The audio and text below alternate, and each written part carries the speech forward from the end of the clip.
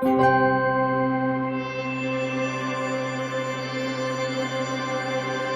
am Natacha Agbo from Benin in West Africa.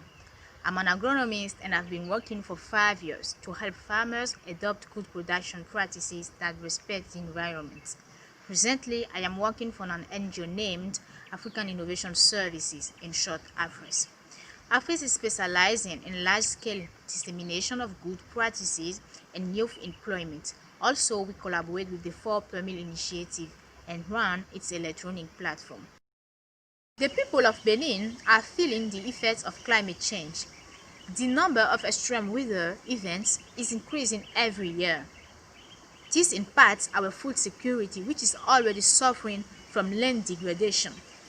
And due to poverty, our producers are unable to invest in regenerative agriculture and are forced to grow cash crops like cotton, which have devastating effects on our environment. Food insecurity, loss of biodiversity, and migration are just some of the consequences. Poverty also limits our ability to engage in climate action, despite our enormous potential to sequester carbon. Please keep in mind that sub-Saharan Africa is about 7 times larger than the European Union. Moreover, the return on investment in carbon sequestration in soils is much higher in Africa, since nutrient use efficiency is 3 times higher than Europe. The opposite is true when looking at economic capacity. The current GDP of the European Union is about 8 times greater than the one of sub-Saharan Africa. It seems that we have a situation for a perfect match. Let's explain. Europe's potential to sequester carbon is limited due to lack of land and low potential to increase biomass production. Africa's potential is limited because of poverty. Together, we can overcome our limitations and sequester enormous amounts of carbon in soil. Investing in Africa would allow Europe to reduce its carbon debt at a much lower cost. In turn, Africa would benefit from investment in regenerative agriculture and could simultaneously achieve food security, eradicate poverty, and stop migration. As a result, both Europe and Africa would benefit from ecological and economic recovery and could solve a number of pressing issues. This would allow us to liberate resources that we are presently wasting in mitigation efforts. The climate crisis is accelerating, and we must act quickly and decisively to avoid a catastrophe. To get things rolling, 4 Per Meal promotes the concept of a twin region. What is a twin region? A twin region is a pair of complementary places. Here is a visionary example. Sinonde is a town in Benin with 90,000 inhabitants.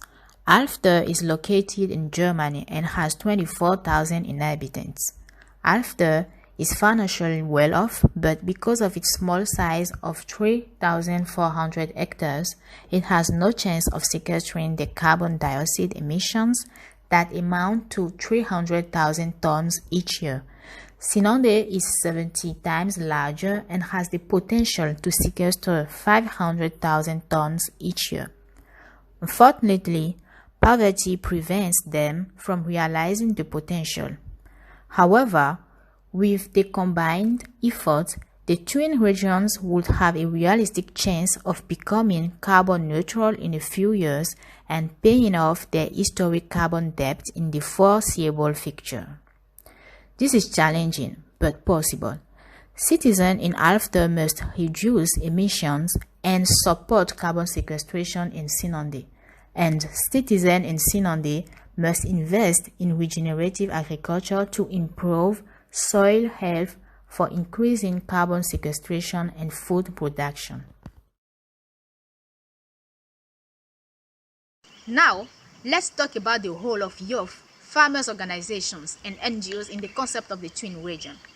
On both sides of a twin region, young people will be the drivers of the change. In fact, they are the ones who will develop a vision of the world in 2050 and set the agenda for today's action. Farmers' associations and NGOs are the enablers.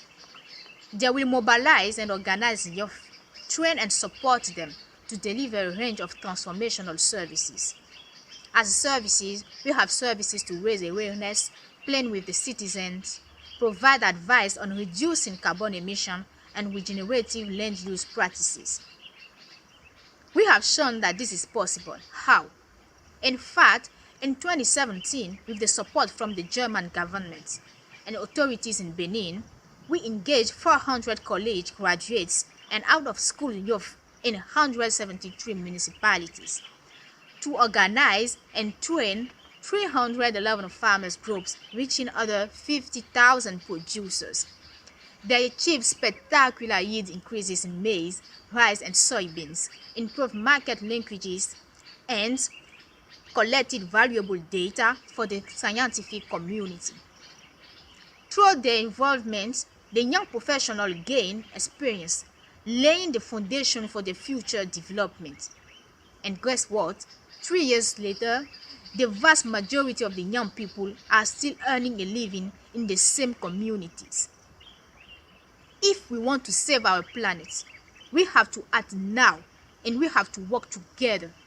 Policy must acknowledge the responsibility of the rich and provide a legal framework to enable solidarity.